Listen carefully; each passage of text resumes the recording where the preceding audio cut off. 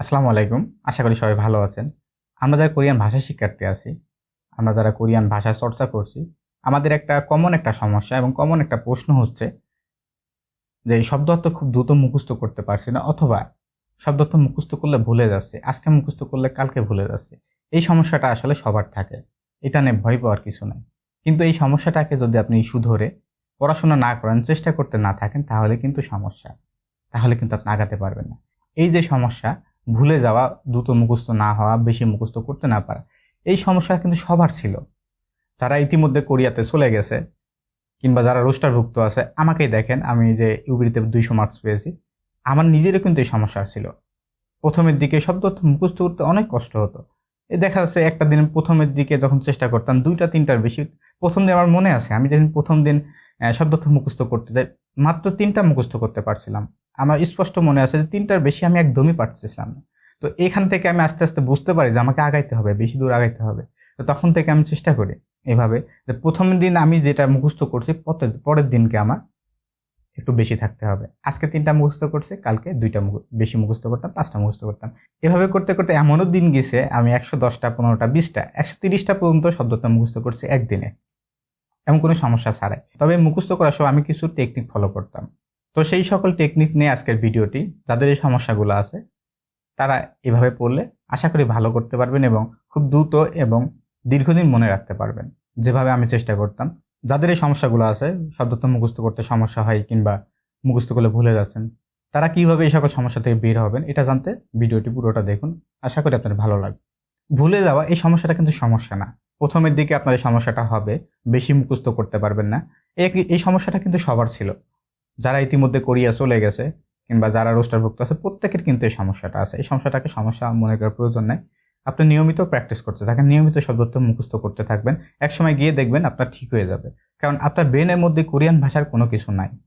আপনার ব্রেন যা নিচ্ছে এখন সব কিছুই নতুন। এজন্য আপনার ব্রেনটাকে এটা নিয়মিত দিতে থাকেন। একসময় যখন বুঝতে পারবে যে আপনার ব্রেনটাকে নতুন কিছু দিচ্ছেন, তখন দেখবেন এটা আস্তে আস্তে ঠিক হয়ে যাবে। তো মুখস্থ করার সময়, দ্রুত মুখস্থ করার জন্য এবং দীর্ঘ সময় মনে রাখার জন্য কিছু টেকনিক ফলো করতে হবে আপনাকে। শব্দ মুখস্থ করার সব থেকে পারফেক্ট সময় হচ্ছে ভোরবেলা। ভোরবেলা যদি আপনি শব্দ মুখস্থ করেন, সেটা অনেক দিন মনে রাখতে পারবেন এবং খুব তাড়াতাড়ি দেখবেন মুখস্থ করতে পারবেন। যারা করেন তারা বুঝতে পারবেন যে সকালে মুখস্থ, ভোরবেলা মুখস্থ করা আর রাতে মুখস্থ করার মধ্যে যথেষ্ট পার্থক্য আছে।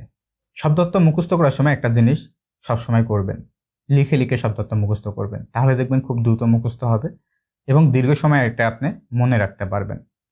এই লেখাটা আপনি খাতায় লিখতে পারেন, অথবা আমি যেটা করতাম একটা ডিজিটাল প্যাডে লিখতাম, সেই ডিজিটাল প্যাডে লিখতে পারেন। একটা ডিজিটাল প্যাডের খুব একটা দাম না, 300 থেকে 700 টাকা দাম নিতে পারে। এটা কিনে নেন, দেখবেন এটা দীর্ঘ সময় অনেক সময় লিখতে পারবেন। এটাতে ব্যাটারি চালিত, এটা ব্যাটারি দিয়ে অনেকবার লেখা যায়। অর্থাৎ আপনি লেখার পরে সঙ্গে সঙ্গে মুছতে পারবেন, খাতার ঝুট ঝামেলা থাকবে না, বড় বড় করে লিখতে পারবেন। তো এখন বলে কিভাবে আপনি শব্দত্ব মুখস্থ করবেন। মনে করুন আপনার আজকে টার্গেট 50টা, অথবা আপনি যে অধ্যায়টা পড়ছেন সেই অধ্যায়তে 50টা শব্দ আছে। তো শব্দ অর্থ পড়ার মূল শর্ত হচ্ছে আপনাকে উচ্চারণটা ক্লিয়ার করা। আপনি উচ্চারণটা যদি ক্লিয়ার না করতে পারেন, তাহলে কিন্তু আপনি শব্দ অর্থটা মুখস্থ করতে পারবেন না। অর্থাৎ ওই উচ্চারণের জন্য জিহ্বাটাকে কিভাবে নাড়াইতে হবে, এটা আপনাকে আগে ক্লিয়ার করে নিতে হবে। তাহলে শব্দটা খুব সহজে মুখস্থ করতে পারবেন। এটা করার জন্য আপনাকে যে শব্দটা মুখস্থ করবেন, সেটা 5-7 বার শুধু কোরিয়ানটা উচ্চারণ করেন। তো দেখবেন প্রথমে দেখে উচ্চারণটা একটু ভুল আসবে, আস্তে আস্তে 2-3 বার যদি আপনি চেষ্টা করেন, 2-3 বার যদি চেষ্টা করতে থাকবেন, তখন দেখবেন আপনার উচ্চারণটা ক্লিয়ার হয়ে গেছে। এখন উচ্চারণটা ক্লিয়ার হলে তখন আপনি বাংলা সহ মুখস্থ করার চেষ্টা করেন।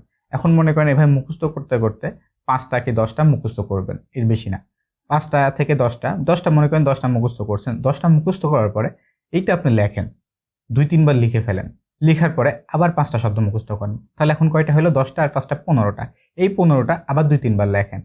এরপরে আবার মুখস্থ করেন, মনে করেন 20টা হয়েছে। এখন এই 20টা আরো 2-3 বার লেখেন। এভাবে পড়তে পড়তে আপনার নির্দিষ্ট টার্গেট, অর্থাৎ আপনার অধ্যায়ে যে পড়াগুলো আছে শব্দ অর্থগুলো মুখস্থ যখন সবগুলো হয়ে যাবে, তখন 2-3 বার আবার লেখার চেষ্টা করেন। এখন মনে করেন আপনার রাত্রেবেলা মুখস্থ করছেন, তাহলে সকালবেলা উঠে আবার 2-3 বার সেটা লিখে ফেলেন। কিংবা আপনি যদি সকালে মুখস্থ করে থাকেন, তাহলে সন্ধ্যার দিকে আবার 2-3 বার লিখে ফেলেন। এভাবে যদি করতে থাকেন, তাহলে আপনি খুব সহজে শব্দ অর্থ মুখস্থ করতে পারবেন। এবং মুখস্থ শব্দ অর্থ দীর্ঘদিন মনে রাখার কার্যকারী একটা কৌশল হচ্ছে আপনাকে নিয়মিত রিভাইজ করতে হবে। আপনি যে শব্দ অর্থগুলো পড়ছেন সেগুলোতে রিভাইজ না করেন, তাহলে আপনার ব্রেন এটা আর বেশি দিন রাখতে পারবে না, যেহেতু এটা সব কিছুই নতুন। যদি বেশি দিন এটা আপনার ব্রেনে রাখতে চান এবং খুব দ্রুত সেটার আউটপুট পেতে চান, অর্থাৎ আপনি শব্দটা দেখলেই যাতে বলতে পারেন, এরকম একটা ক্যাপাসিটি আপনাকে তৈরি করে আনতে হবে। এর জন্য কিন্তু আপনাকে কী করতে হবে, আপনাকে নিয়মিত প্র্যাকটিস করতে হবে এবং রিভাইজ করতে হবে। মনে করুন আপনার একটা সপ্তাহে 7 দিনই পড়বেন, তো 7 দিন পড়তে গেলে আপনি 6 দিন পড়বেন, একটা দিন রাখবেন রিভাইজের জন্য। এই একটা দিন কি করবেন, যতগুলো অধ্যায় পড়ছেন ততগুলো অধ্যায়ে রিভাইজ করবেন। একদিন শুধু শব্দ অর্থগুলো রিভাইজ করেন, সমস্যা নাই, শুধু শব্দ অর্থটাই রিভাইজ করেন। এভাবে যখন করতে থাকবেন তো এক সময় দেখবেন যে আপনার প্রায় 30টা অধ্যায় পড়া হয়ে গেছে কিংবা ফার্স্ট পার্ট পড়া হয়ে গেছে। তখন একদিনে এই 30টা অধ্যায় শব্দ অর্থগুলো রিভাইজ করতে পারবেন না। তখন কি করবেন, তখন আপনি এইভাবে করেন যে একটা সপ্তাহে যতগুলো শব্দ অর্থ পড়ছেন, অর্থাৎ ওই সপ্তাহে অর্থাৎ 6 দিন যতগুলো শব্দ অর্থ পড়ছেন, 7তম দিনে গিয়ে সেই শব্দ অর্থগুলা রিভাইজ করেন এবং যে লেখাগুলো লিখছিলেন সেভাবে লেখার আবার চেষ্টা করেন। তাহলে দেখবেন এখন খুব সহজে যে ভুলে যাওয়া জিনিসগুলো ছিল আবার আপনার ব্রেনে নিতে পারছেন। তো এখন দেখবেন ভুলে যাওয়ার প্রবণতা অনেকটা কমে গেছে। আগে যদি দেখা যায় তো আপনি অর্ধেক ভুলে গেছেন, এখন দেখবেন আপনি 30% ভুলে যাবেন, কারণ আপনি অলরেডি অনেকগুলো শব্দ আবার রিক্যাপচার করছেন, ব্রেনটা রিক্যাপচার করছে। এখন আপনার ভুলে যাওয়ার প্রবণতা কমতে থাকবে। এভাবে রেগুলার প্র্যাকটিস করতে থাকেন, আপনার ব্রেনটা যখন নতুন নতুন কিছু নিতে থাকবে এবং রেগুলার সেগুলো ব্যবহার করতে থাকবে, তখন দেখবেন এই ভুলে যাওয়ার প্রবণতাটা কমে যাবে। যখন দেখবেন ভুলে যাওয়ার প্রবণতাটা কমে যাচ্ছে, তখন দেখবেন আপনার খুব দ্রুত মুখস্থ হচ্ছে। এভাবে নিয়মিত করতে থাকেন, তো দেখবেন ইনশাল্লাহ ভালো কিছু করতে পারবেন। রিভাইজের পাশাপাশি আপনাকে প্র্যাকটিস করতে হবে। প্র্যাকটিসটা বিভিন্নভাবে করতে পারেন। আমরা তো দৈনন্দিন কোনো না কোনো কাজ করি, সেই কাজটাকে আপনি কোরিয়াতে বলার চেষ্টা করেন। মনে করেন আপনি এখন পড়ছেন, তো এই পড়াটা অর্থাৎ আমি পড়ছি, এটা তো একটা কোরিয়ান আছে, জুনুন জিগুম ইলগয়, আমি এখন পড়ি। তো এইটা যদি আপনি শব্দটা না জানেন, এই যে এখন এই শব্দটা যদি আপনি না জানেন কোরিয়ান শব্দটা, তাহলে এভাবে বলেন জনুন আমি এখন ইলগয় পড়ি। তো এখানে যে শব্দটা আপনি জানবেন না সমস্যা নাই, কিন্তু আপনি রেগুলার যে অ্যাক্টিভিটি আছে, আপনি খাইতে যাচ্ছেন, মনে মনে একবার কোরিয়ানটা উচ্চারণ করেন, তাহলে দেখবেন যে এই শব্দগুলো আপনার আর ভুল হবে না। এই জন্য রেগুলার আপনাকে প্র্যাকটিস করতে। আমি কিন্তু এই জিনিসটা খুব বেশি করতাম।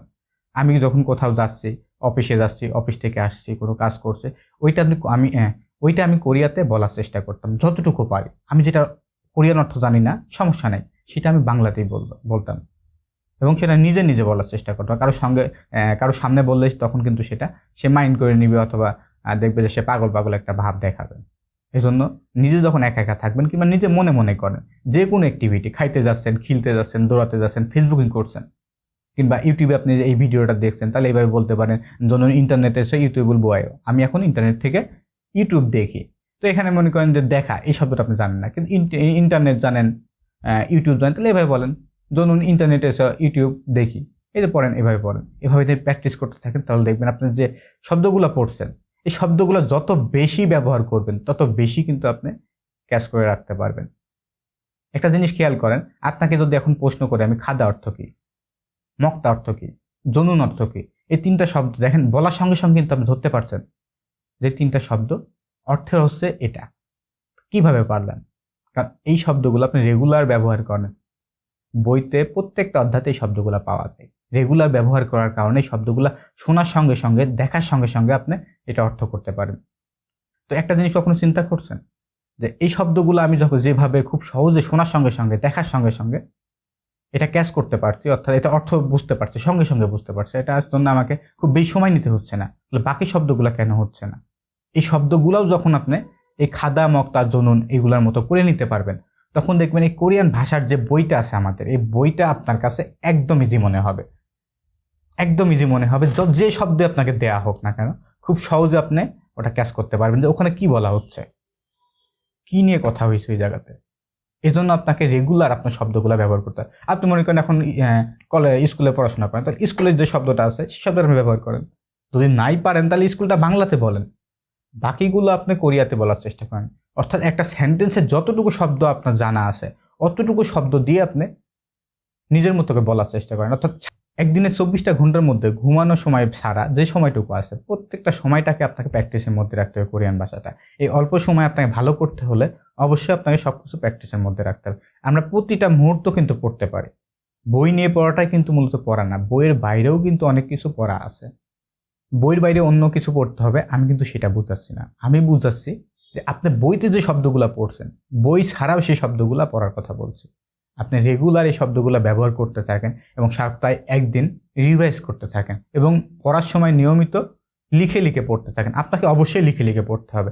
লিখে লিখে আপনি 1 সপ্তাহ চেষ্টা করেন, দেখেন আগে যে সমস্যাগুলো ছিল, মনে রাখার সমস্যা, পড়া দেরি করে মুখস্থ হওয়া, অনেকবার পড়তে হচ্ছে তারপর মুখস্থ হচ্ছে, এই সমস্যাগুলো থেকে দেখবেন বের হতে পারবেন। বিশ্বাস না হলে একবার চেষ্টা করে দেখুন যে ইনি বলছে, ইনার কথাটা একটু দেখি, 2 দিন চেষ্টা করে দেখি আসলে ভালো আউটপুট পাই কিনা। আমি কিন্তু ভালো আউটপুট পাইছি এখান থেকে। তো আশা করি আপনারাও চেষ্টা করবেন, ভালো করতে পারবেন। তো এই ছিল আজকের ভিডিও। আপনাদের সবার জন্য শুভকামনা থাকলো। ইনশাল্লাহ ভালো রেজাল্ট করতে পারবেন। নিয়মিত পড়াশোনা করতে থাকুন, প্র্যাকটিস করতে থাকুন, ইনশাল্লাহ ভালো কিছু হবে। আল্লাহ আপনাদের জন্য ভালো কিছু রেখেছেন। এটা শুধু লটারি বিজয়ী যারা আছে তাদের জন্য না, যারা কোরিয়ান ভাষার সঙ্গে আছেন তাতে সবার জন্য প্রযোজ্য। এভাবে চেষ্টা করেন, দেখুন ভালো কিছু করতে পারবেন। তো পরবর্তী ভিডিওতে দেখা হবে। সে পর্যন্ত ভালো থাকবেন। এখনও যারা চ্যানেলটি সাবস্ক্রাইব করেন নাই তারা চাইলে সাবস্ক্রাইব করে নিতে পারেন। তো ভালো থাকবেন। আল্লাহ হাফেজ।